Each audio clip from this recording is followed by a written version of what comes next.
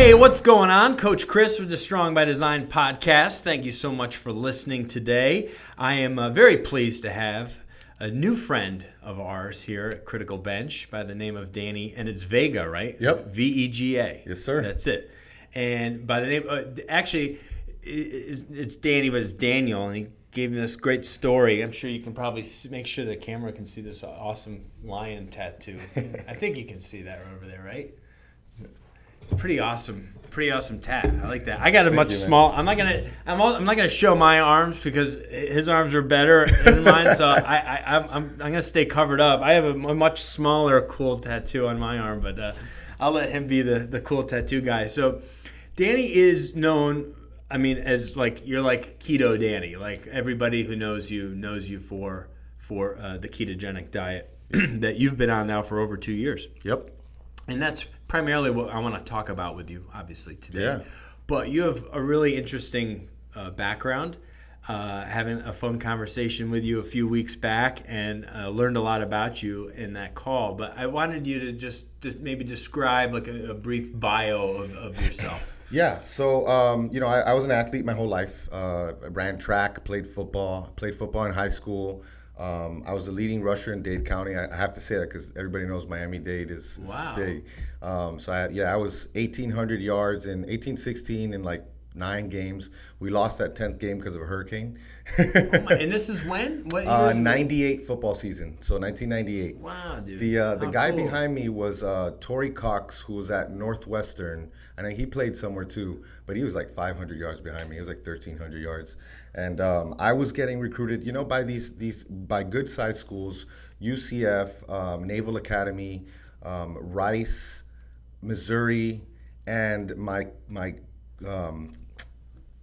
quarterback was a smart guy, and I was a smart guy too, but he sent his film off to Columbia University, and it was game film. It wasn't just a highlight film. And it just so happens that the recruiter for the state of Florida was the running back coach.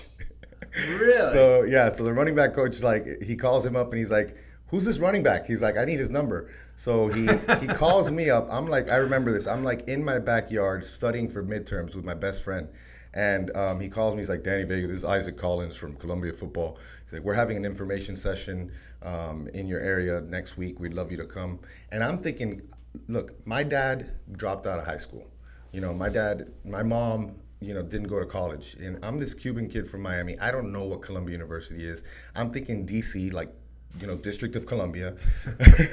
And so he's like, I'm like, "Well, I'm studying for midterms. I have midterms next week. I don't know if I'll be able to make it." He's like, "Well, that's the type of student athlete we want at Columbia." And so I'm like, okay, so I decide to go. And when I go and you're like, what, 17 or 18? Yeah, 17. 17-year-old kid. Yeah, because it was probably, maybe I turned 18 in February, so it might have been right around January, February. Yeah.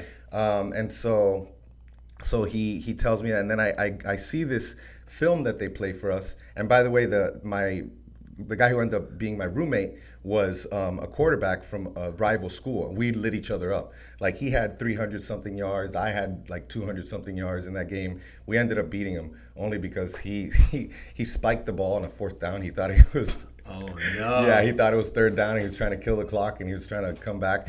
But he's amazing, man. By the way, he's like if he's confirmed, he will be the youngest federal judge in Florida history and the 2nd youngest Florida judge in the United States history.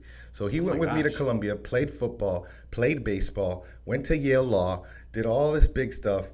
But that's a whole different story. Wow, So, how cool, though. What an interesting story. And you were in rival teams in high school. Yeah. Nuts. And it was funny because we were both looking at different schools, and his dad was talking to my dad, and we were like, "Well, if we go together, that'll be awesome. We'd be roommates." So I fell in love with New York City, man. I was like, "This is in New York City." And you're a Miami boy. I'm a Miami boy, and I'm just totally different. Totally different. Way different. I hadn't traveled anywhere, honestly. Beach vacations, but and then I started to travel when I got the visits for different colleges. And so I finally, when I get to Columbia, I fell in love. And so I played ball at Columbia, and Columbia football is not known for being a football powerhouse. Right. We had. Honestly, I'm not even sure if I knew they had a program. Yeah. I mean, I knew they had a really good education. Yeah. Well, they're when I think they changed the divisions now, but they were Division I AA when I was in college, and they were in the Ivy League Conference, of course, and we played against Patriot League teams as well. But we won 12 games in 4 years. It was rough. Oh, wow. And Columbia actually has the second longest losing streak in football history, that went from 1984 to 1988. Oh my gosh. And when they broke that streak, they made the cover of Sports Illustrated. Holy crap. Yeah, because I had no idea. Yeah, 44 games in a row. It's not a good thing to be known for. But I was recruited off of like one of their best years in school history, which was 1998 football season. Marcellus Wiley was a senior. Oh, wow. And he was all everything, and he played for the Chargers, and now you see him now as an announcer. Yeah, announcer, yeah. And then we had also Rory Wilfork, who was a linebacker who played in the league for a few years. And we had good players. The thing is, like, a lot of the times what you'll see at these lower schools like Division I AA is you'll see some awesome athletes, but then I got to they're more there because of this. Yeah. Than they are for their athletic. They might have amazing athletics, but they got a brain, and that's why they kind of chose that school. Maybe. Yes, there's that, and then there's also there's some people that you're like, why are they here? There could be other reasons, like influence, their father like donated a building or something like that. Yep. So then I got to University of Florida, and I'm a grad assistant there in the weight room. I decided that I wanted to be a strength and conditioning coach because my strength coach was amazing, and I was like the teacher's pet in the weight room, and I always loved that stuff. Yeah.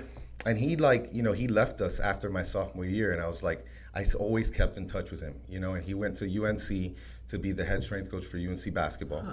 And then he went to the Timberwolves, and he was the head strength coach for the Timberwolves. And so when I told him that I wanted to be a strength coach, he's like, why are you doing that, man? Don't do it. Don't do it. He's talking you out of it. He's like, don't do it. He was already feeling it because he kept on having kids, man. Like he had a kid, it got harder. He got another kid, and I think he ended up having like 4 kids. And, as a strength coach in the league, you're traveling like 270 days a year. And for me, so when I was at the University of Florida, I didn't know anybody, and I went to the weight room, and at the time, the head strength coach was Rob Glass, and I just walked up to him. I said, look, I played college football. I want to be a strength coach. I'm here. I'm getting my master's in physiology.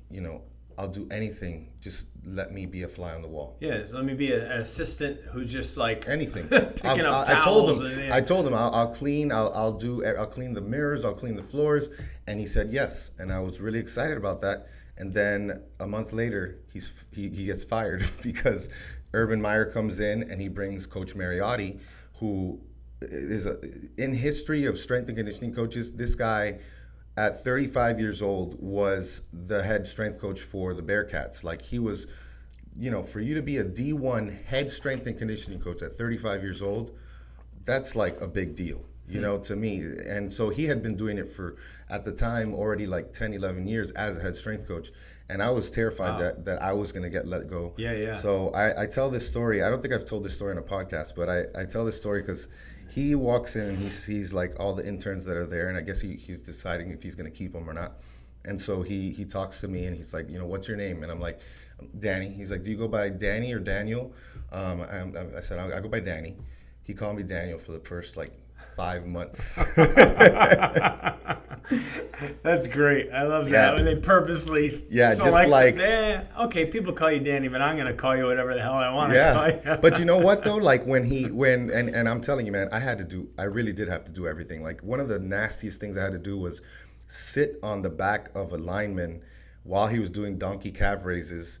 And just for added resistance. So I'm in a power rack, holding onto the power rack and like sitting on him, and I got all his sweat on all of my whatever. So he sounds great. It's a great picture. I was like, you know what? I loved it. And then I had to. I was part of what I did was I would be there every morning at 4:45 a.m. to take the walk-ons through the workouts because everybody wanted to wear that UF jersey, right? Oh, yeah. So they put the walk-ons through hell.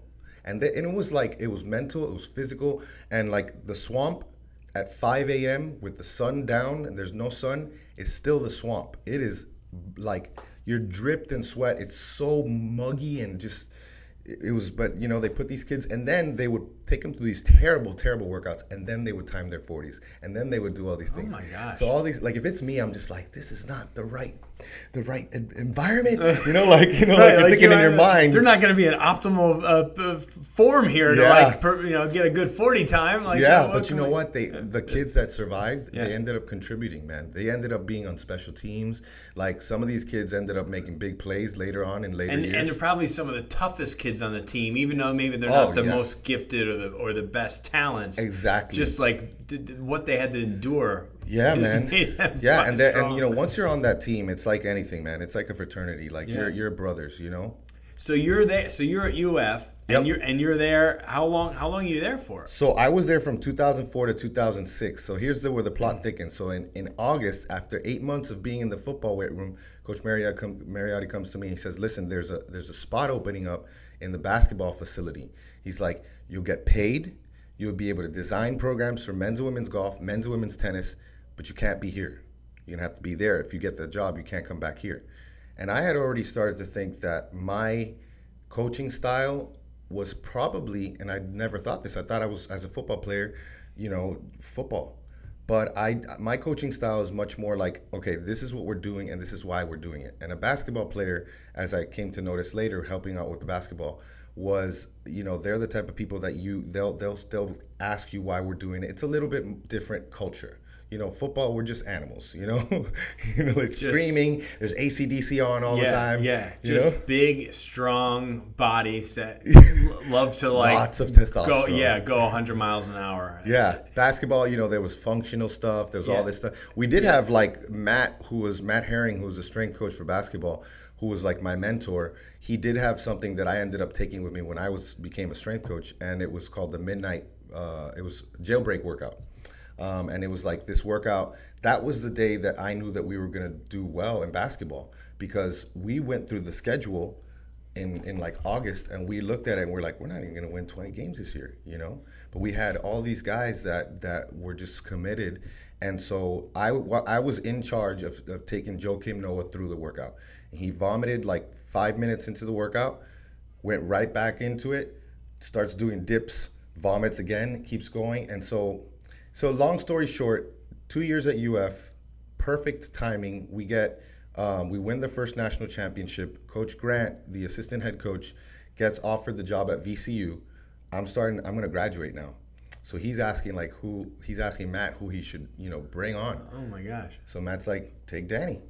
So I went to VCU. I was the head strength coach for VCU. Wow. For basketball, and and then that's not that probably that long before they became a real presence in the college world of basketball. I will say for sure we started. Yeah, no one knew who VCU was. Like, if you go back, I mean, they had Jeff Capel, who was like was an awesome basketball player, but they had been to the NIT. They weren't really NCAA competitors. Right. But when we went, we broke every record in school history, conference history.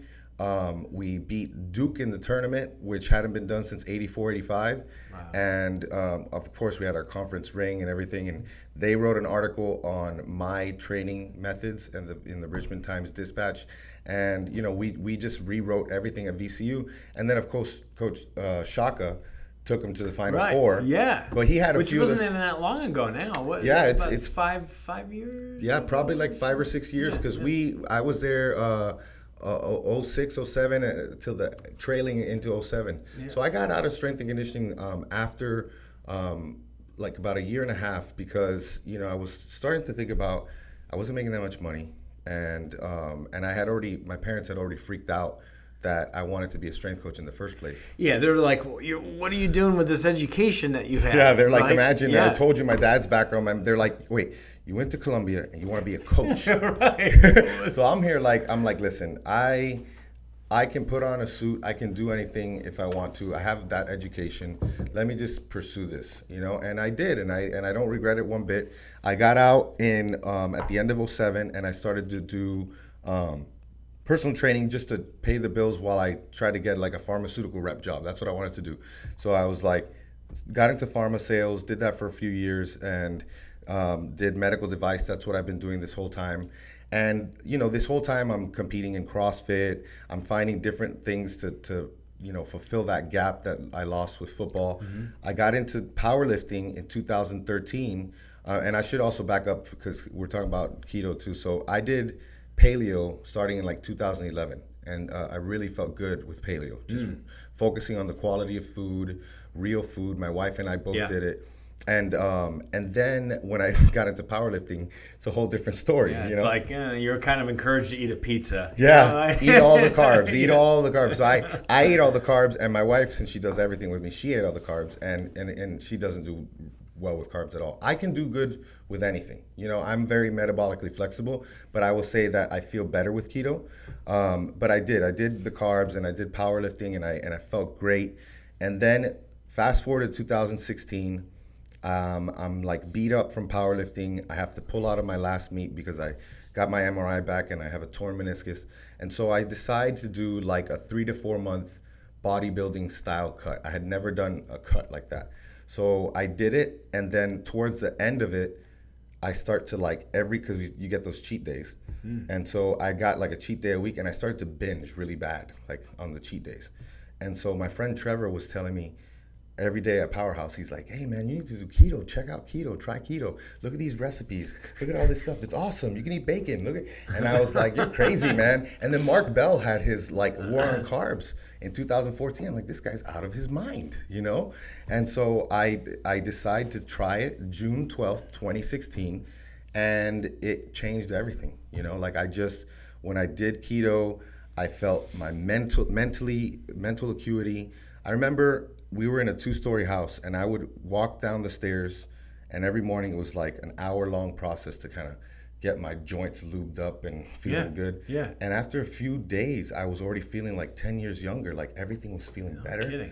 Yeah, and I was like, wow. And so, as you probably know, based on our conversations, I'm a little bit obsessive. As are most people who are look or function or reach a certain level of success. Yeah. They go to extremes on stuff. Yeah. They are very obsessive. Yeah. Well, too, I have a background of addiction. Like in my family, like my grandfather, my dad, everybody's recovering addicts. And, I would say that if I didn't find sports, I would be in a ditch somewhere in a gutter, because I definitely have the same psychology, the same genes. Yeah. So you're just channeling it differently. Definitely. Yeah. And my dad reminds me of it all the time. He really does. So I of course, I tell this same friend, Trevor, he was a grad assistant in the lab here at UT, and he worked with Dr. Wilson. And I said, just send me every single study that you got. I want to just read them all. So he sent me like 41 clinical papers, like 41 research papers. Wow. I read all of those. I'm like, what else can I read? So I start reading all these books, and 2 months into it, I feel pretty darn knowledgeable in keto, and I feel good about keto, and I'm listening to the podcast, and I reach out to this guy, Brian Williamson, who has the Keto Evangelist podcast. I really like this podcast. And I said, look, this is my name. My name's Danny Vega, my background. If you ever do anything with athletes, let me know. And I didn't even know what that looked like. I didn't even know what it meant. And so he was already thinking of doing an athlete podcast. So he's like, it's funny you say that because I'm actually starting an athlete podcast. Why don't I have you on? Why don't I interview you? So he interviews me, and we just hit it off. And it's just like that, Step Brothers moment, where you're like, did we just become best friends? Oh my God. And he tells me, and he's like, he's like, would you like to be my co-host?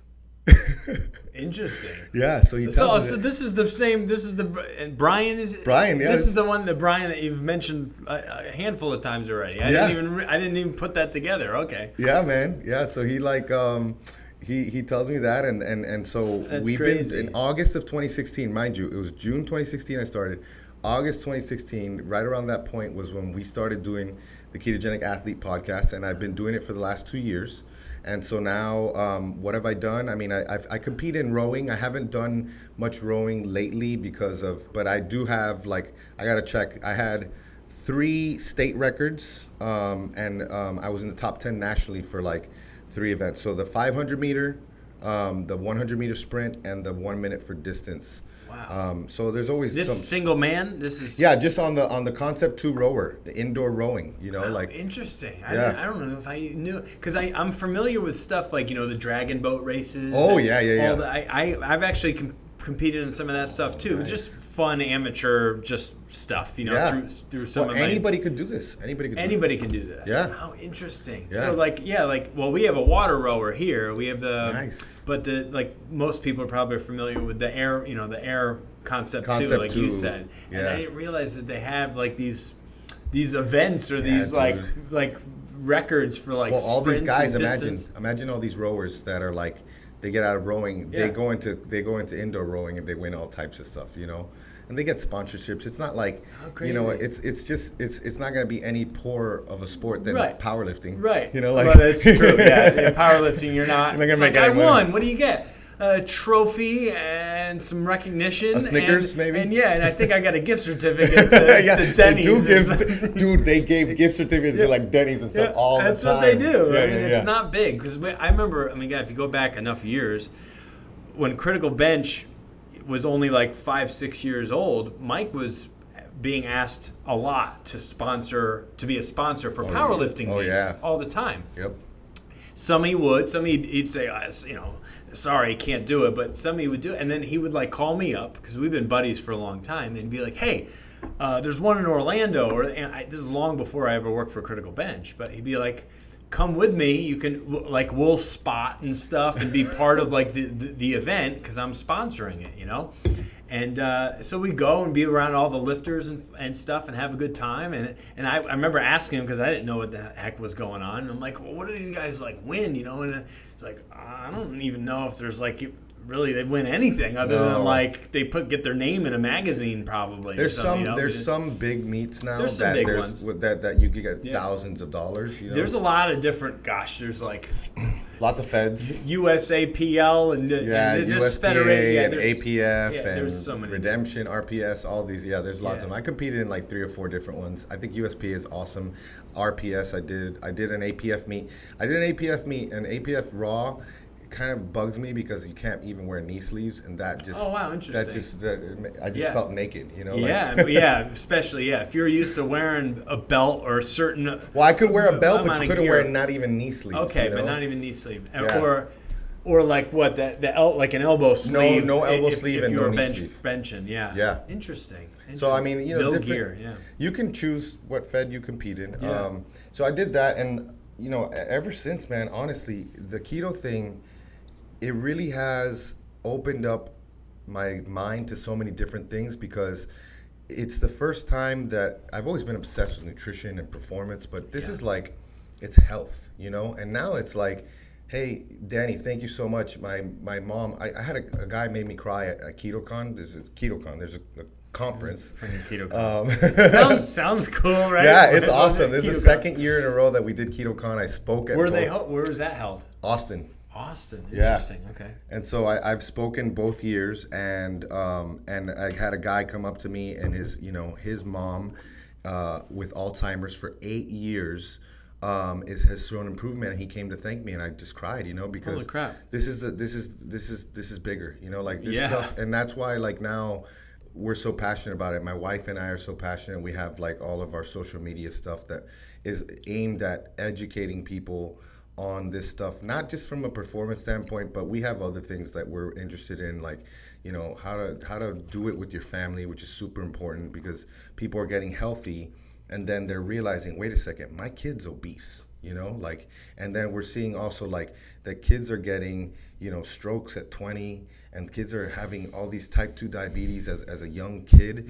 And so like they're like, how the heck am I gonna do this with my kids? So that's another thing that we're focused on, and and that's called Fat Fueled Family, which is really in its infancy, right, at this point. We haven't even the blog. That's like a whole saga of its own, but hopefully the blog will start in August. And your wife's not the writer, so it won't be her exactly her doing blog posts. Yeah, and I'm gonna tell her, and you know what, if she's gonna listen to this, I know she is, and I'll say it, like, she's not the best writer, but when you get her on camera or you get her like on a microphone, it's amazing, man. Like to hear her talk on podcasts, it inspires me because and it's the same thing when I talk to her at home.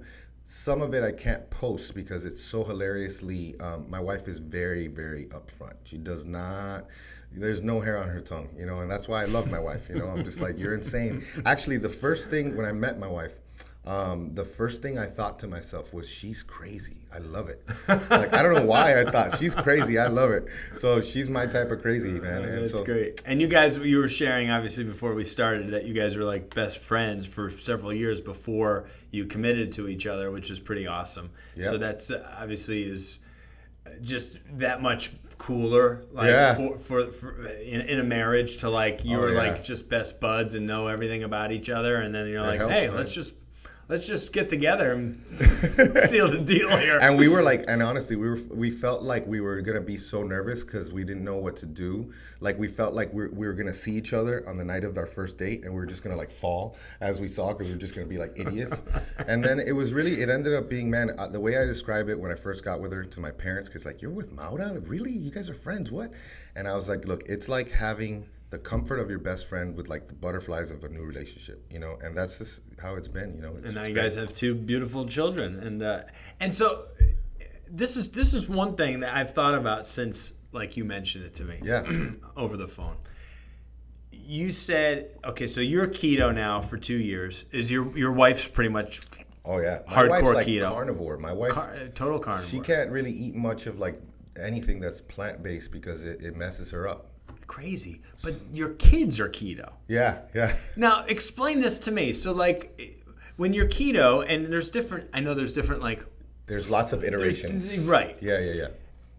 Are they eating? I mean, so there's certain fruits that are part of their, you know, their. Yeah. I'm just, you know, like as a you dad. You have to think of it. Think of it this way. Like think of it as like you're not. My job is not to restrict my kids. Right. You know, so that's the number one thing, right? Because I know one of the things that we're passionate about is education and parenting, and we know, you know, the way a child works, the psychology of a child is their most important thing is autonomy, right? They will choose autonomy over their best interests. So like what happens when you don't have like when you have a strict bedtime or you have a strict like amount of screen time that they need to be, they go to their friend's house. And they go to bed at 3 a.m. and they come home wrecked because they just, you know, or they go play video games for like 10 hours somewhere else because you take the things off, you know. And so that's what we keep in mind when we think about, okay, we can't restrict our kids too much, because if we restrict our kids too much, I always tell people, how sad would it be if my kids grow up with eating issues because I force them to be keto? Right. You know, like I would never do that. You know, even my wife, you know, she checks me sometimes when I'm like, you know, my little one's like, I want some more chocolate chips. I'm like, man, you already had chocolate chips like 3 times. She's like, stop doing that. I'm like, okay, more chocolate chips. I'm just like, so look, it starts with, we put ourselves in a really good winning position because when she nursed, she was paleo keto. Mm-hmm. When she was pregnant, all those things affect the child. You know? Oh, no doubt. When they're nursing, I'm a huge believer too. Yeah. And you know, anybody who's offended or something, I'm a huge believer in mom's milk. Oh yeah, there's nothing better. Because I think that's a huge thing and I understand there's people that they have children and they cannot. The kid doesn't latch on. My wife is ruthless when it comes to that, by the way. Because she's like, there's probably a much smaller percentage of people that can't nurse than can. Yes. You know? Well, that's what I think. How did people survive hundreds of years ago? I think the there argument wasn't nowadays. Exactly. There was no Enfamil. There was nothing. So the kid just dealt with what they could get, which was mom. Exactly. And both my kids very rarely seem to get ill. They both breastfed for over 12 immune months. Systems. That's the important thing. Is like to aim for over a year. I just feel like I think it's just like a huge thing. But anyway, So no, I agree. And my wife, like I said, my wife is ruthless with that. I will say the argument would be nowadays that there's so much crap that it's probably affecting women, and it's in their diet. Yeah. It's making it hard for the child. And that could be the case, but still, Yeah. A lot of the time it's just like, if you don't want to nurse, just don't nurse. Just say it, Just I say don't want to nurse. Because my mom did a nurse. It isn't the easiest experience. My mom said I didn't want to nurse because I don't want you to bite me. And I had gut issues like, when I wasn't keto, we actually made a video on this. Like, she's like, you haven't farted in like a year. So I'm like, or like 2 years. Like it's, and like, because before keto, it was like I could eat what I wanted, but then like if I ate that, like I'll pay for it later, you know. Yeah. But like, so with the boys, you know, they were paleo when they were young. So when we weaned them, both boys got, the first things they ate were like avocados, soft-boiled egg yolks, raw liver, like, and they're cutting it and eating it with their hands. And so, you know, that really helped them. And we fed their brains, you know. So our boys, I really feel like we put them in a good position. But then we were like paleo. And then, of course, you get lazy and you know, shut up, here, drive through, here, take it, you know? And we did that for a while. And then we would still always want to start the day off with a high-fat meal, like eggs and bacon and butter. But then, like, sometimes we would be like, okay, let's just get them drive through, let's do this or that, and chicken nuggets and this and that. But then August of last year, my wife and I went on a trip to Puerto Rico for like the weekend. And my oldest has allergies, and my youngest has eczema. I was gonna say emphysema. He does not have emphysema. Big difference. Yeah. So he has eczema, and like, gotta cut him back on those cools. Yeah. No more menthols for you. So he has eczema, which I actually deal with, like some psoriasis and stuff, and I know a lot of that has a lot to do with, I mean, immunity and stuff, but probably has a lot to do with our diet. Man, more than we know. Yeah, I will say that nothing. I've never been so sure of the power of what your diet can do for your health than I have now. I mean, I see it so much. Like, I just saw today a really good friend of ours who's a RD. She's a dietitian, and if I can get everybody to follow her, you know, absolutely, because she's so smart. She had a patient, an IBS patient, you know, colitis type nasty stuff, and she's like showing the labs before and after, just a few months of like changing the diet and a few supplements. Now, no immunosuppressants. They're gonna just knock you out, and not you have no immune system. It's like, okay, you know what, your immune system's overreacting. Let's just turn off your immune system. That's medicine today. You know, like, you look at the symptom and you're like, okay, here's the symptom, we're gonna treat it, but forget about everything else that happens. All the other impact that's there. Yeah. So with the boys, like, we left them with our family, and, you know, nothing against our family. Actually, they know, because we've told them, like, if you try to feed my kids crap, you're not gonna see my kids. Just plain and simple. I won't take them to your house. But like, they didn't even have that much. They had like some crackers and some cookies, so lots of wheat, lots of gluten. And they come back, and Desmond gets really bad nosebleeds, like gushing nosebleeds, you know, like. And this is after like a couple of days. Yeah, just a couple, like 3 days. And so we come back, and they're both like just wrecked. And I had already been carnivore. My wife on that same trip was when she decided to go carnivore, she was having like, so she was trying to cut up. And so what she would do is she tried to like incorporate much more salads and stuff to get that volume.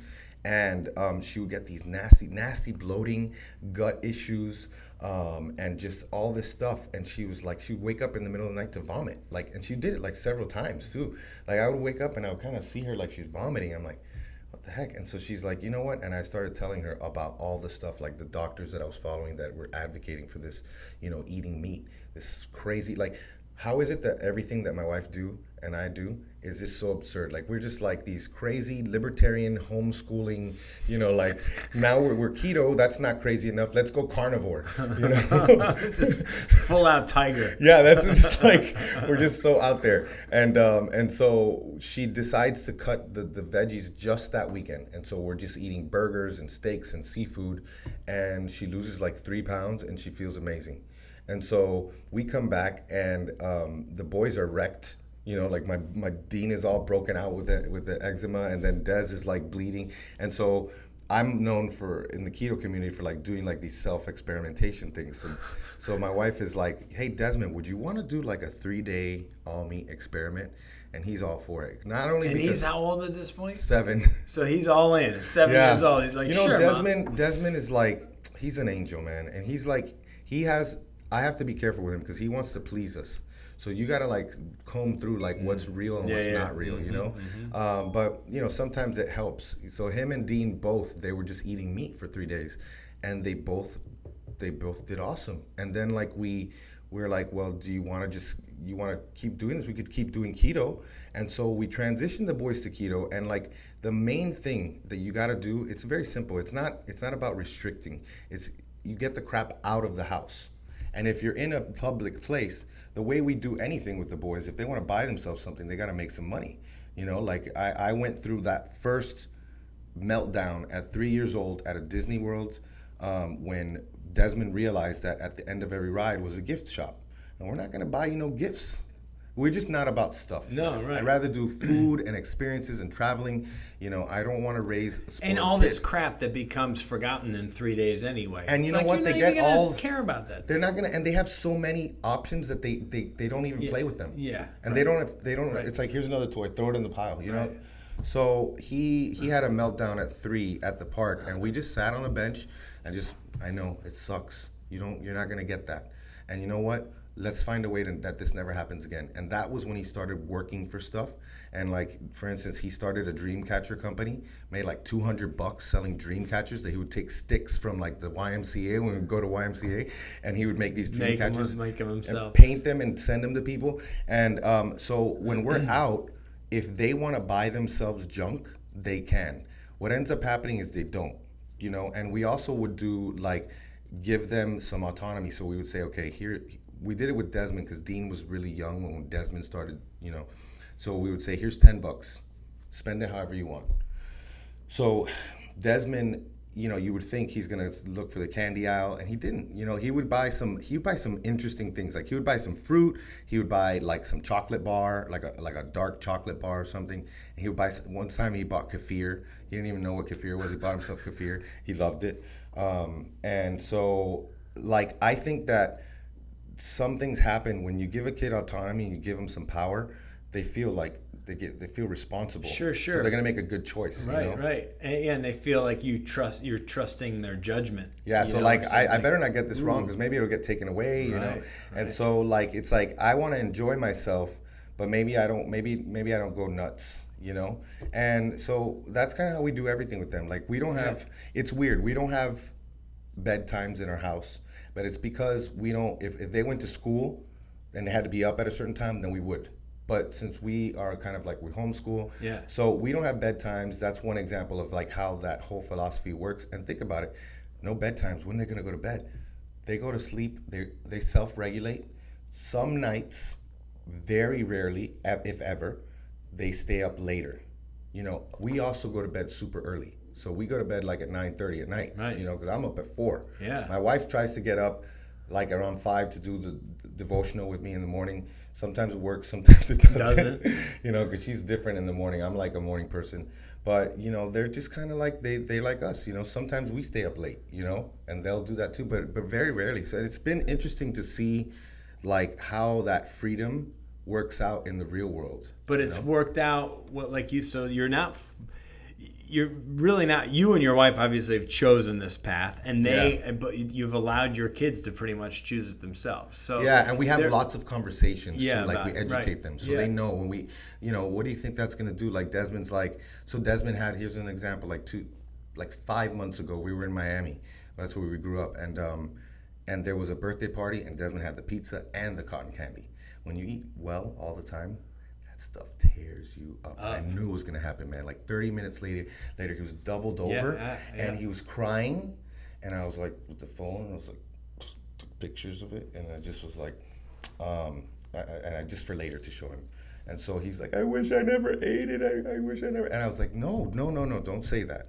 Remember this, and just remember it. Help it, because I always tell my son, winners don't lose, they learn. You know, so you learn from this. Think about that next time you want to eat the pizza. Take the cheese off. Don't eat the bread on the pizza. The cotton candy is garbage. Don't ever eat the cotton candy. It's just. I always pure try sugar. to like literally pure it's sugar such a and waste dyes. Too. Yeah. And they'll have like 4 bites of it, and then the rest of it's just thrown in the garbage. And you know, people say they're just kids. Let them live. Right. So these are the first 2 that I hear. Yeah. Let them live, which to me, 2 things with that. Number 1, they're not going to live well if they feel like crap. Okay? And number 2, they're going to resent me when they're older if they knew that I knew better and I wasn't trying to and you weren't setting guidelines and trying to help exactly. them out. Right. And so the other thing that you'll hear is like, well, let them live once in a while. And we totally do. But see, the once in a while thing, if you're really doing it once in a while. Right. So like, once a in a while birthday is not party. like every other day. Exactly. Like these kids are getting treats every single day. Yeah. Like the food that they're eating is pure sugar. Yeah. And so like for them, Halloween, eat all the candy. So we offer to buy the candy. Desmond actually made like $25 selling us the candy. And then Dean, He sold you guys back He sold his us candy So to what his he- mom and dad. That's a good little business. that's a good one, right? Well, the first thing he did was we ran out of candy this year, and he freaking started giving his candy out to kids at the door. Oh, man. good. And so he had a bunch left, and we bought it Yeah. for $25. The younger one, Dean, that's another one. We got that on video. Maura's, my wife's filming him, and he's taking these. Imagine he's been keto now for like from August to October, so it's been like 2 months already, and he's like trying it, taking a bite, spitting it out, trying it, taking like all of them. He's wanting something, but it's not happening. It's not working. Yeah. He puts it in, the palate isn't agreeing with it. Yeah. He just and with Dean, like we're much more lenient with him, but still he doesn't eat. Like if he wants cookies, we'll get him. We'll make him keto. That's the thing with keto. Keto's like it's you can do everything. Yeah, there's recipes there. But Like it's not convenient. You got to make it. you got to make it. Yeah. Yeah, and that's what my wife. She went full out keto earlier this year, and she was dedicated, and she saw great results, and she felt good too on it. And she wants to. I mean, we still implement elements of what she was doing then, Yeah. but she would like to go back to what she was doing, where bulk cooking on Sundays. That helps. Making a bunch of stuff that could be her go-to for the whole week. Oh yeah. And I was getting a little bit benefit too, because Yeah. she would encourage me to eat some of what she had made. So I was getting some keto diet infused into my my regular diet. So when it comes to cruciferous vegetables, Yeah. where are you there? Are you eating any of those? See, when I first Because became- they're super low carb. Obviously. Yeah, they're super low carb, and from a keto standpoint, you'll see a bunch of keto people doing the cruciferous veggies. Right. I personally so for me it's like a cost benefit, right? So what are the possible benefits? Micronutrients, fiber, right? Those are the main thing. Maybe some Correct. antioxidants, right? Right. And then I start to think about, and I was always like, when I went keto, that was another thing that I was like really priding myself on, trying to hit all my bases, trying to get all those things in and improving my health all the way around. Because you can go keto and eat hot dogs without buns and burgers without buns and lose a bunch of weight. Right. But man, is that optimal? That's like crap keto. That's like junk food. That sounds like almost like a karate crap keto. Crap keto, that's good. I like Crap it. keto, yeah. So that's like, all right. So that's obviously not what we're trying to say. Yeah, and I'm very much I have a big focus now, especially recently, on real food keto. Like let's do real quality. Let's have the same mentality that we had with paleo, with the quality of food. What happens with keto sometimes is that people get so focused on lowering the carbs that they forget that they're like consuming like 5,000 sugar alcohols and having way too Right. much fiber, Right. and they're killing their gut. They're destroying their gut. Like they get the poops and they got Yeah. And so the reason why we don't really do the vegetables, we'll do low sugar fruit. Mm-hmm. So first, let me start with meat. Meat, the reason why is meat is like pretty complete when it comes to stuff. There's a few things, vitamin C, which the USDA basically didn't even measure the vitamin C in meat. They just assumed it's zero, so they put it at zero. Really? And so you're supposed to, the RDA's, the recommended daily allowances say that we're supposed to have 1,000 milligrams of vitamin C. And if you don't have enough vitamin C, you can get scurvy. Right? Right. The problem is that carbohydrates and vitamin C compete for the same receptors. So when you eat lots of carbohydrates, you need to have lots of vitamin C. Interesting. So like you really only need about 10 milligrams of vitamin C. Guess what like a pound of steak has? 10 milligrams of vitamin I C. was going to say at least that. And I have yeah. I probably have on a low day 2 pounds. That's a really low day. Like I have usually around 3 pounds of meat a day. Probably like 2 and 3/4 to 3 pounds of meat a day. And so all these B vitamins, iron, minerals, vitamins that I'm getting. Not only am I getting more vitamins and minerals, and a lot of people are surprised when I tell them, yeah, a lot of the time meat is more, has more vitamins than vegetables. And not only does it have more, but it's more bioavailable because it's with the animal fat that you need to absorb, because a lot of these are fat soluble. So so that's like, I cover a lot of my bases with that. I also do offal, so I do like liver. I still have about 15 pounds of liver in my deep freeze. So I'll do liver, liverwurst, Braunschweiger. Both of those, all three of those actually are grass fed. I try to do grass fed as much as possible, especially if I'm doing like liver. How are you preparing this usually? Ooh, well, the Braunschweiger and the liverwurst is actually for people who don't like organ meat. Is your best like intro into organ meat, because it's like, it looks and you like can have that cold, right? You can have it cold, but it's like, if you don't like organ meat, I would suggest I do it this way most of the time anyways. I slice it and then I'll fry it in butter, and that stuff, it tastes like Spam. It's delicious. I was gonna say it's delicious. Spam, man. With eggs, man. We all know it's Spam. Yeah, and it's delicious, man. And so like liver, I actually just made up this recipe recently. It was pretty good. I bathed it in like heavy whipping cream for like a day, not even a day, maybe like 8 hours overnight, and then take it out, dry it, and then I'll do an egg wash of egg and heavy cream and some like spices, and then I dip it in pork panko. So pork panko is like pork rinds, fried pork rinds. So it's like panko, but it's pork panko, and so like I'll fry that up, and that'll make like the first time I did it. That's another thing too, like with liver. So there's when food is really nutrient dense, it fills you more. It's really weird. Like I could eat like 2 pounds of steak easily, and I'm not saying that it's not micronutrient dense, but like liver is like the super food of the world. Like if you're talking to a vegan, and a vegan's like, well, you don't get your, I could just say liver. What do animals go for, right? Yeah. When they, animals obviously that are carnivores, predators usually, they go for certain organs, parts of the body. Livers, kidney, and so I'm getting a lot of that from that. So now then, if you want to talk about fiber, then there are some benefits to fiber. Fiber is not essential at all. Dietary fiber. Yeah, you do not need fiber. You don't need fiber in your diet. You especially people think, oh man, how do you poop? Are you getting like, are you gonna get like constipated? Actually, at the beginning, my wife and I both were having the opposite happen for like a month, and it happens to a lot of people. Number one, because when you eat lots of fiber, the soluble fiber tends to absorb lots of the water that you're having, and that's the job usually of the colon.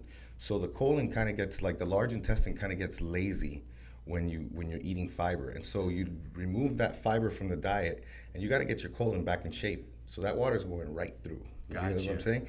So and then there's other things that fiber does, like short chain fatty acid, like gut health, gut microbiome stuff that's good. And so I do.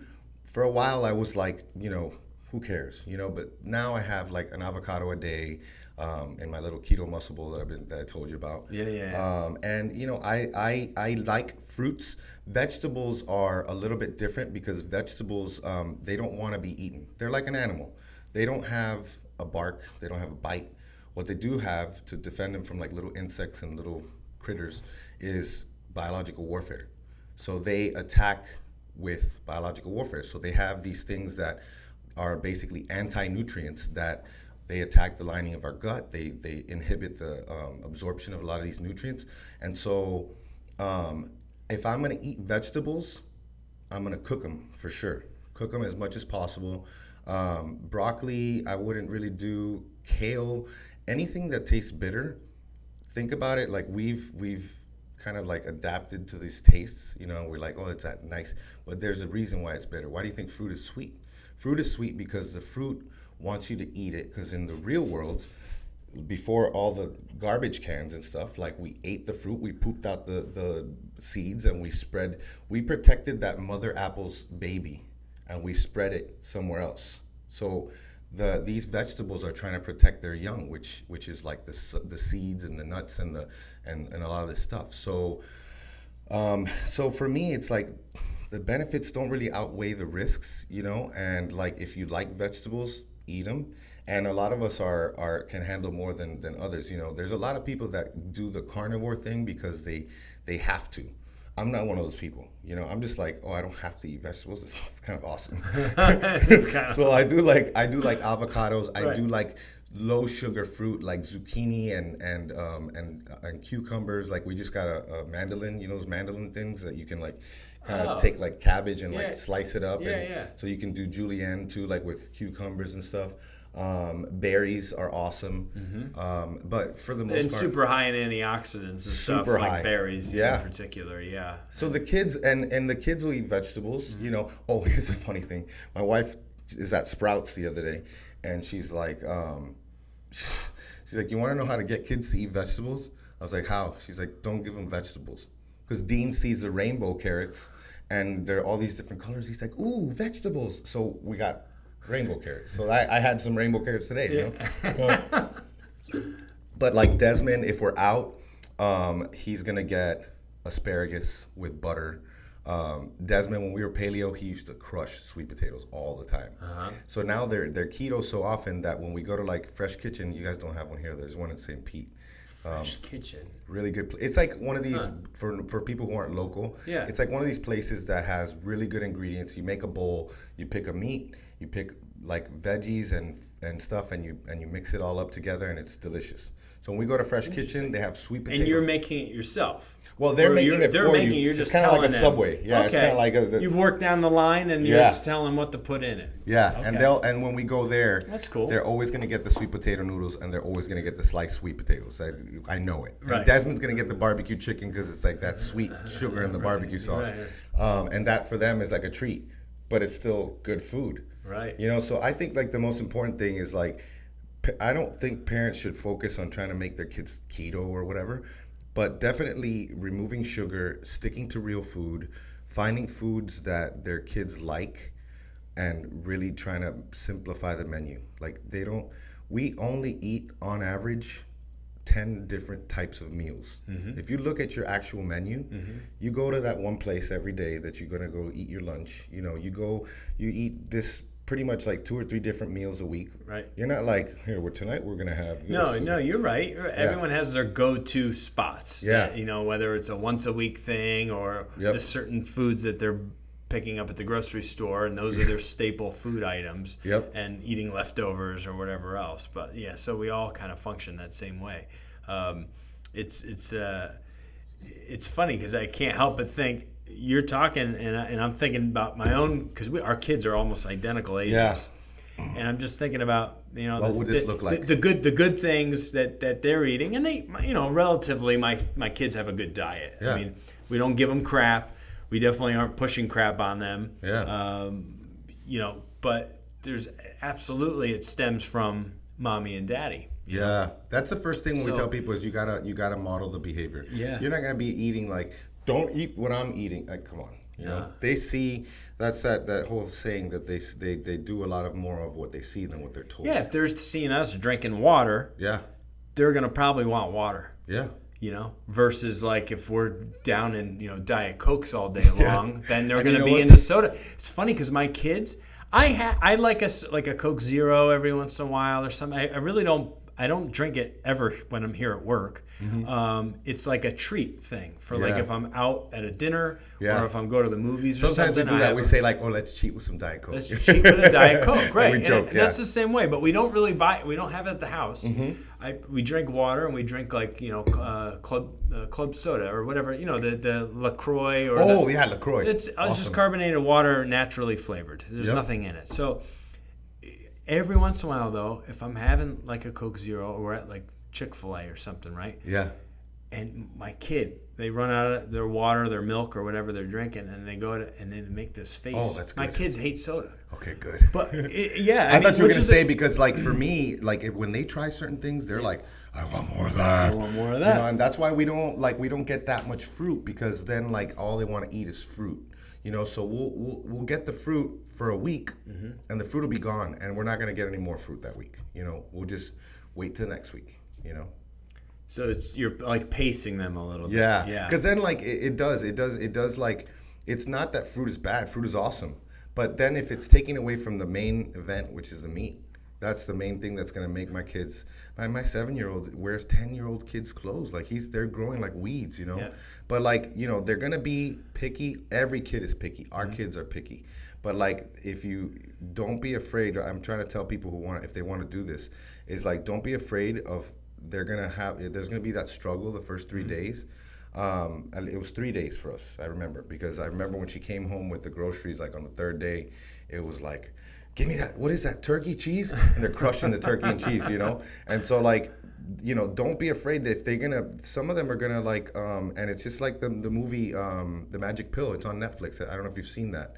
I've heard about it. Man, it's awesome. I watch Netflix, but gosh, there's a million shows on Netflix. Yeah, this is a documentary about keto, and like, you know, they follow different people, and like 2 of them are like, they're like autistic kids, and this girl, she basically like, she didn't eat for like a few days, and then after that, when she started eating, it was when the magic happened. Like she got better, and it was amazing. Then I tell people, don't be afraid. Your kid's not gonna die if they're like not eating that much for a few days. Yeah. You know, if it's gonna reset their palate a little bit. Yeah. And it's gonna, you know, help them move. I'm not a medical professional, so I can say whatever I want. right. They can't hold you to it the same exactly. way, right? Yeah. I did have another thing I wanted to touch on with you. Testosterone. Oh yeah. And being keto. Oh yeah. So, what are in terms of all the reading that you've done and the things that you've come across over the last few years? What correlation is there? So I'm only gonna give you stuff that I've heard, and because Yes. I haven't really done a lot of research on this, but what I have seen is some people have complained about lower testosterone or whatever. But what then, like for instance, one of the guys that I was listening to early on, Dr. Adam Nally, he's out in Surprise, Arizona. He is a what do you call it? The ones that they do the stomach stapling and all that stuff. A gastro Well, no, he's a doctor, but he focuses on that type of medicines. I forget the type of medicine, Yeah, but it's like he treats obese people. Okay. You know, and a lot of these people, what happens, of course, we know that estrogen is bound to fat, and so you have Yes. all this fat, and so you're estrogen dominant. I mean, what a terrible situation, man. Like, not only are you, like, you're overweight and you're obese, but now your estrogen's up. Like, you can't even have that, man. Like, come on, you're Right. I can't even be a guy now just Erectile because I got this dysfunction. fat problem. Man. Yeah, and it's really hurting you in that way. So what he's seen, and I think he's actually quoted, and I've never looked into it, but he's that keto can raise your testosterone by like 20-30%. You know, like as much as 20-30%, which it makes sense, you know, because cholesterol. So there's a whole different one, cholesterol. Oh yeah, I know, right? That's like, and actually, I won't go too deep into it, but that's a really cool subject, cholesterol, because cholesterol is so important, and like I'm like the biggest cholesterol fan ever. Like if someone who's keto, And people are thinking, oh, well, your cholesterol must be super high because Well, all you eat is meat and fat. Yours is. mine is high, yeah, 290. 290. But what's the difference between your HDL and your LDL, right? Yeah. Because isn't that more of the indicator? That's a big thing. That's important, but more important than anything is your triglycerides. So if you Okay. understand that like HDL and LDL Yeah. are just transport molecules. They're these things that they're fuel transport. They're a fuel transport system. So they're basically taking the fat that and triglycerides, the actual fat in your blood. That's what's important. So one of the things that's been kind of talked about recently, and one of the guys that I really love who does stuff in this area is Dr. Nadir Ali. He's a cardiologist. He's a guy who's putting stents in people all the time, and he's also like checking out the research on this stuff. And he's like looking at all this stuff, and he's like, wait a second, higher LDL. These people are eating low carbohydrate diets. He's looking at all these studies, 70-year studies. Like, I'm not talking about little tiny studies. Yeah. These people are the highest performers, the healthiest, all of the best brain power. Like, all these things have higher LDL. And there's something that happens with some people. Some people's cholesterol gets better with keto. You know, some people are what we call lean mass hyperresponders. Me, right here. Lean mass hyperresponders, what happens with them is like you'll see is that your HDL will go up and your LDL goes up a little bit. but your triglycerides go down, right? So your triglycerides, you want your triglycerides to be under 100. You want your HDL to be like at least of about 50, right. You know? But my HDL is 89, you know, that in my last test. My LDL was like 190 something. It was super high. So combined, which is your total cholesterol number, which is like 290, and people go, oh, anything over 200 is too high. Yeah. And so like then but you got to look at other things. Speaking of testosterone, I'm going to warn every single man on this podcast who's listening. If your doctor tells you to take a statin, I personally would fire him, because there is absolutely nothing good about a statin. It causes erectile dysfunction. That's why I wanted to bring that up, because that's one of the things that it can cause. Statins is an example of treating that. Oh, we got LDL's bad, so we got to lower LDL, and we can take that LDL and we can lower it to 30. Our drug can do that, and they've actually, in some of the rat research that they've done, they'll take that and they'll take their genes and they'll switch them so that their genes work like the statin, and so these rats have really, really low LDL, and these rats do not do well. You know, if your HDL and your LDL are high and your triglycerides are low, chances are you're very, very healthy if you're following a low carbohydrate diet, because you're basically able to there's all this fat there because you're using fat as energy. Right, exactly. So that's your energy source. You're not plugging in the carbs to fuel your body. Exactly. So your body it's that transport's happening. Yeah. So what would you say if I asked you what would happen to someone's LDL if they fasted for 7 days? Well, you would think it would go down. Yeah, right?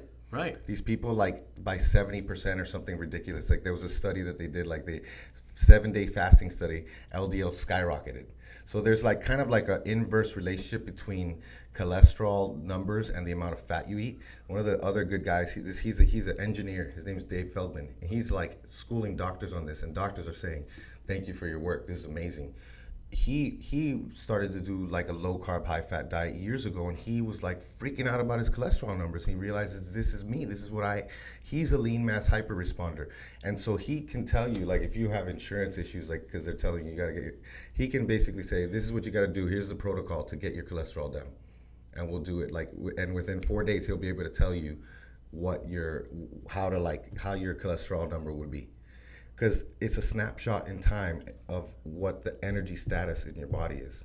So cholesterol is important, and it's important for testosterone, and so that's why it would make sense that testosterone would go up with higher cholesterol, higher fat, low fat diets. When you think about it, like you don't feel good, you don't perform well. Exactly. Well, and that's the unfortunate thing that happened. I don't know when it was. I don't know if it was in the 80s. 50s, man. It was way back then, where they made fat the bad guy, and they made sugar. Yeah, I guess it was, if you go into the 50s, because that's when all the cereals and everything were popping up. Is like, this is what you eat. You 1957, eat man. Dr. Ansel Keys, he did this 7-country study, which what he did was, like, his whole hypothesis was that the more fat you eat, the more heart attacks you have. So he took 7 countries. Look, these countries all ate more fat, and they all had more heart attacks. Well, there was like 8 or 9 different countries that had a bunch of fat and didn't have heart attacks and did good. He selectively. Yeah. And then it's a hypothesis called the diet heart hypothesis. And to this day, we are treating people, and we have food pyramids. We have all these recommendations based on a hypothesis that was never proven. It's just, it doesn't make sense. I mean, at least I think people are a little bit more aware of this now. People have died. The food pyramid is a kind of a bunch of crap. Garbage, the 11 servings of bread and grains every day. I know. And these poor people. Imagine these people are like, they're going to like a registered dietitian, and they're like, put me on a diet, and they're like, you need to eat 1,500 calories a day, so you starve yourself, and then on top of starving yourself, have most of those from carbohydrates, so you're always hungry. Right. And what happens after only 8 weeks of eating like a low-calorie diet is your ghrelin, which is your hunger hormones, can be elevated for up to a year later. So why do you think there's no reunion episodes for The Biggest Loser? These people are wrecked, man. They put them exactly what the government has told us to do: exercise more, move more, eat less, and these people are just, while you're doing it, working out 4 hours a day and eating 1,200 calories, you're just gonna shed all this fat, but it's gonna come back, man. And these people, these people should come on TV and talk about this stuff. They don't, because it's probably embarrassed. There's none of these people. Well, and it comes down to what's sustainable too. Yes, ultimately, it's like you got to be able to eat a certain way that's not just temporary. I mean, sure, there's reasons to do detox and short-term like a things, short-term thing, and then get back to something sustainable. But what's your go-to? What's your consistent day of eating look like? And it has to be that you're satiated, and that you're got clarity, and you have a good fair amount of energy, and you're sleeping well, and you're able to perform exercise or whatever it is you do for activity. And so, I mean, it's like you said, it's when you did the carb thing that you did, you had like 200 carbs, and it felt like having a PED. You don't ever eat carbs. And then you were advised, well, you're going to do 50,000 meters of rowing. 50,000 meters of rowing. So somebody's like, well, go ahead and have some carbs before that. And I had 200 that night, and then I had 80 the next day on top of that. Wow. And what ended up happening is, like, I woke up because I'm always testing blood sugar and blood ketones, and I'm always looking to see what happens. So I expected my blood sugar to be a little bit elevated. My ketones were still a little bit high, but ketones is like, you don't just like eat carbs and they poof disappear. There's like, they got to be used up, and then maybe tomorrow those ketones will be down. But what ended up happening is, he's like, do as much as possible fasted.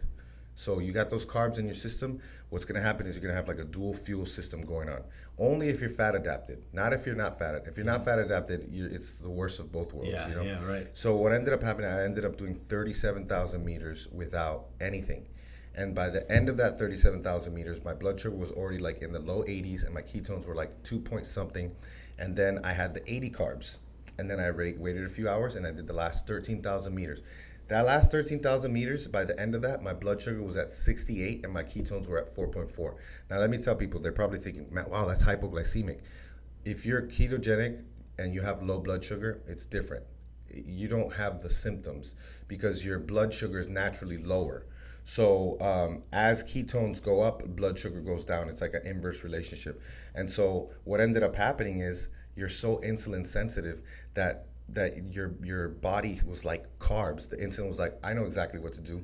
You just touch that insulin. And the insulin was like, take those carbs to the muscles. We're going to use those carbs up. When those carbs are done, then we'll get to the fat. So I was able to use all those carbs. Wow, interesting. And then use all the fat. And that's why I think more people should look at low carb at least. It doesn't have to be keto, because they can really get those benefits. And people who do long distance, whether they're keto or not, they feel that high in the middle of a race, because when your carbohydrate can only last so long. The strongest person with like a decent amount of size and even body fat or whatever, it only has about 2,000 to 3,000 calories worth of glycogen in their muscles and their liver, and then they're gonna have to start pounding the gels, right? Right. Everybody has 40,000 to 100,000 calories of fat, and you're not going to tap into that fat if insulin is high from eating all those carbs. So insulin has to be low enough to where your body's like, because insulin says, stop, keep the fat there. We got carbohydrates to use. So if insulin's low, then the body's like, okay, let's use this fat. Let's mobilize some of this fat. So it's a cleaner burning fuel, it's a more abundant fuel. So it makes a lot of sense for a lot of people. It totally does. It's just that, can you get to that point? Are you willing to sacrifice what we've been so conditioned to eat and what we've gotten such a taste for? For a lot of people, too. It sucks. You got to go through the keto flu, what they say, which is a lot of the time due to not only cutting the carbs from your diet, but also when insulin drops, like I said, from the carbs being dropped. So what happens when insulin drops is it signals your body to like your kidneys to pee stuff out. So that's part of why people lose so much weight in the first week in keto, because a lot of it's water weight. But your body's not like just peeing out water, it's peeing out sodium, potassium, calcium, all the electrolytes, magnesium. And so what I tell people, if they're switching, is very, very important to have electrolytes. Like take a quality magnesium supplement, not something that even GNC or Vitamin Shop has. You got to get the health food stores, like the hippie stores. Yeah, yeah. They're gonna have like magnesium glycinate, chelated magnesium, magnesium citrate. Obviously not the fluid, so you're not gonna blow it out. Like the pills. And then take like potassium. You'll get potassium in avocados. I think some of these leafy greens have potassium, like kale and stuff. And then sodium. Salt all your food. Go against what your doctor's telling you. The American Heart Association is telling us to eat dangerously low levels of sodium. No one follows it, thank God, because especially athletes need sodium. It's so important to stay hydrated. Yeah, and this a little bit. It's not like you should be putting salt tablets in water or anything. No, just salt your food. Put some salt on your food. Yeah, and actually for like a guy like me, I haven't done this in a while because I have like electrolyte drinks that I drink, and my meathead kids, like when they want juice, it's either gonna be amino acids or electrolyte drinks, or sometimes exogenous ketones because they're tasting really good now. They've made them taste good, and I don't give it to them like, here kid, take ketones. No, they might get the benefits of the ketones, but they also get sodium from the ketones too because they're bound to sodium. Gotcha. So like, yeah, I used to take like a teaspoon of salt in my water, like that was my pre-workout. So that I'm well hydrated. Because if I am not diligent, especially as a carnivore, which I could say I'm carnivore, but I have one meal a day is gonna have some sort of plant matter in it. Like today was avocado and carrots. Yeah. Yesterday was avocado and cabbage. My dinner is always usually like a huge steak, like a pound and a half ribeye or something like that. So. Yeah. Wow, so where can people find you? Like, what's the best place? Obviously, much earlier we mentioned Fat Fueled Family, but where can they find you? Where are the best places to find you and learn more about what you do? So Keto Counterculture, Yep. Instagram, Facebook. We have the fatfueled.family. If you go to www.fatfueled.family, they're going to go there and it's going to say sign up for your email. We'll let you know when it's there. Ready. That's right. And then it's on Facebook and Instagram. We have the Ketogenic Athlete podcast, which is the ketogenicathlete.com. Awesome. It, man. Man, fantastic. I mean, great information. I think we got through quite a lot of stuff here. I'm surprised, man. I said you had your work cut out for you. I know. Well, there was too much interesting backstory, so I wanted to talk about some of that. But obviously, I wanted to dive into the keto and just the whole philosophy and how it's in your home, and it's not just you, it's your wife, it's your kids, it's the way you live, and it's interesting. I mean, it's very interesting. Cool stuff, right? Because you don't hear it. You don't hear it a lot. You really don't hear it. And there's a lot to learn about it. And I mean, we often look at each other and wonder why in our world today, why there's so much crap, with our kids. Yeah. A lot of it, I feel like, comes down to like nutrition.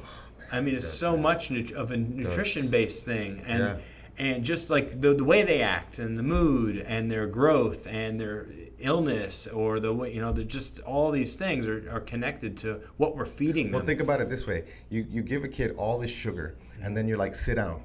I know. And sit in this classroom for 45 minutes and they're like, and you have ADD. To this. Yeah, you have ADD. Of course I do. You're looking out the window and you're twitching. And he doesn't know if he likes girls or not, right? He's got too much sugar in his system. He really would like to be outside or running around kicking the soccer ball. But he's just like, and then they want to label it, and then let's medicate it. Yeah, exactly. And it's like, oh my gosh, like where are we going? We are so we're going so far in so many ways, like far forward, but we're going so backwards. But now the internet is making all this stuff, because information used to be so much concentrated. Like you had to go to your doctor and you had to book an appointment for him to read you your blood work. Now you can go to privatemdlabs.com, get your blood work, show up, get your labs. 2 days later, they send it to you. And and you're able to read what other doctors are doing that may not be the standard of care, and you can say, why aren't you doing this? And the doctor is either going to say they're either going to be a jerk about it, or they're either going to be like, you know what, I've never heard of that, let me look into it. And that's what some of my doctor friends who are like keto friendly, they're like, listen, just tell your doctor he's not caught up on his reading. He needs to catch up on his reading. There's lots of stuff that he's not. And just because they're a an MD or whatever, it doesn't mean that they're the expert in all these other things. They're not nutritionists. Yeah, it's not. It's not applicable. It's totally irrelevant to me. Like someone, and this is what they throw that in your face. Especially, I don't get into these online things. I don't know how this happened recently because I never get into it. And someone's like, "Well, I'm a nurse and such and such." I'm like, "Listen, you're not the first nurse to talk to me and try to shut me down because you're a nurse. Okay?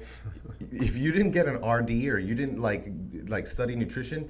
You being a nurse is not relevant to this conversation at all. There's people in this Facebook group, it was a Facebook group, that can teach you lots of things, and they're not nurses. No, right. But they've spent who knows how many hours reading and researching. Now, don't get me wrong, and it's learning crappy information too. Yes, of course. So there's like these websites that are telling these people that they're like hippy dippy stuff that's maybe not based in science, and I get that.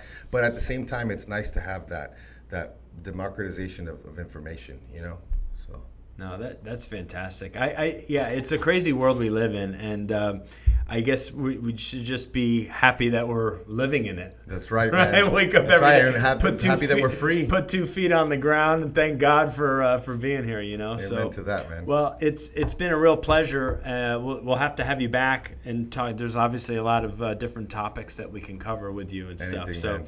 now I think it's time for us to go out in the compound maybe and Let's do it. Exercise or film a few YouTube videos. So I think we're gonna move on. Thank you all for listening. Be sure to check out Danny Vega and some of the sites and places that you can find him that he just mentioned. And it's been a real pleasure having him here today, talking keto and a little bit of everything else. And we'll talk to him real soon.